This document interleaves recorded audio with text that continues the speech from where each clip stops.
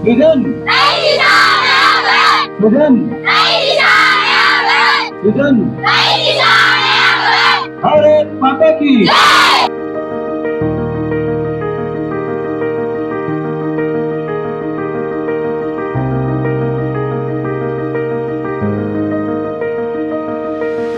प्रिय बच्चों, सृजन कार्यक्रम सुनने में बहुत ही उसके नाम से आपको समझ में नहीं आएगा कि सृजन का मतलब है कुछ बनाना।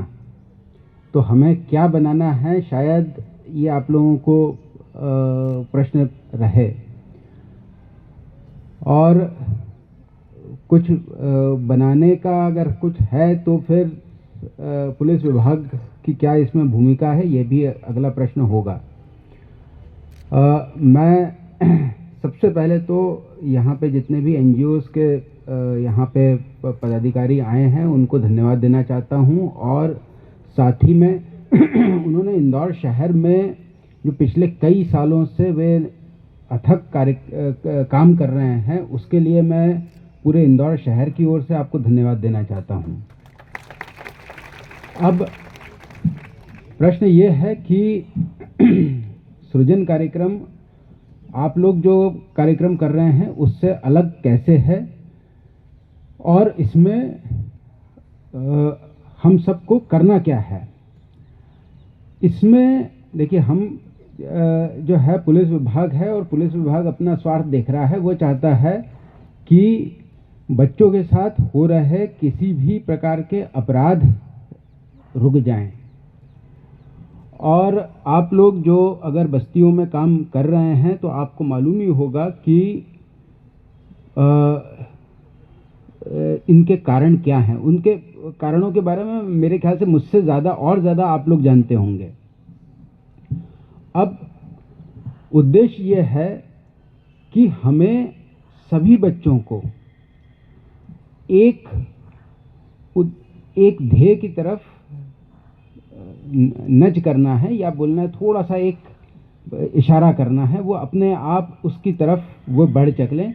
यह एक उद्देश्य है सृजन कार्यक्रम का। और उसके माध्यम से हमारा उद्देश्य यह है कि हर बच्ची जो एक बहुत ही हमारे जो घिसा पिटा सामाजिक परिवेश है कि बच्ची बड़ी हुई, अब उसकी शादी कर दें और उसको परिवार बनाना, वो एक उद्देश्य नहीं रहना चाहिए।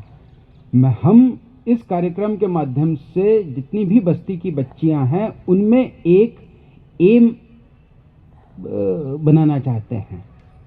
उन्हें उनके लाइफ में एक एम रहे। किसी को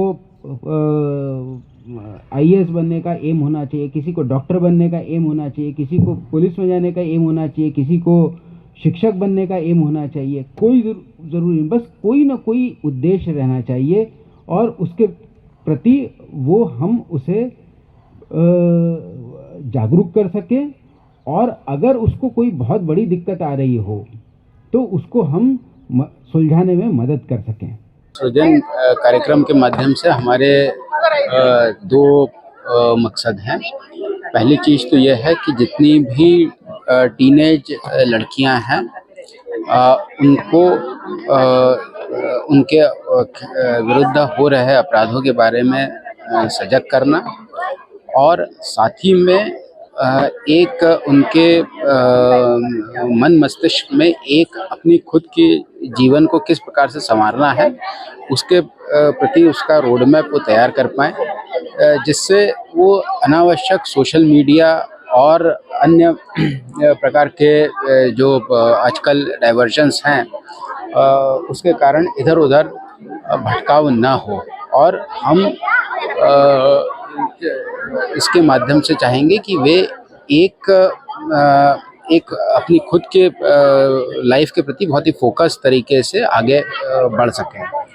दूसरा हमारा उद्देश्य रहेगा कि ऐसे क्षेत्र जहां पर पॉक्सो के केसेस ज़्यादा हो रहे हैं, 363 आईपीसी के केसेस ज़्यादा हो रहे हैं, उन क्षेत्रों को चिन्हित करें और वहाँ के जो जितनी भी टीनेज लड़कियां हैं 12 से लेकर के 18 साल की जो बच्चियां हैं उनकी हम मेंटरशिप एक महिला आरक्षक से सुनिश्चित करवा पाएँ।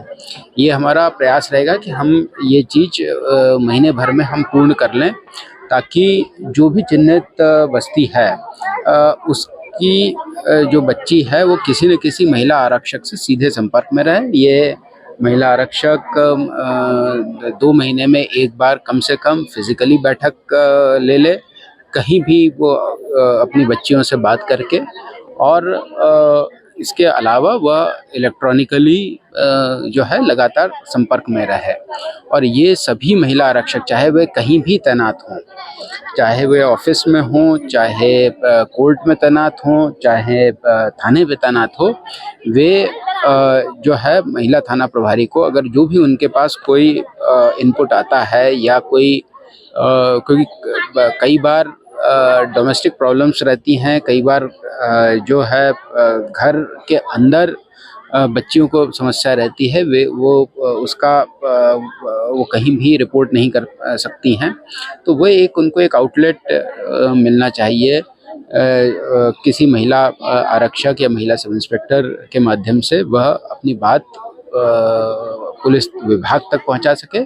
और पुलिस विभाग ऐसा नहीं कि हर केस में वो एफआईआर ही करेगा, हो सकता है कई बार माता पिता की जानकारी में नहीं है, परंतु कम से कम एक संरक्षण उन बच्चियों को विभाग की तरफ से रहे जो टारगेटेड बस्तियां हैं, ये हमारा उद्देश्य रहेगा।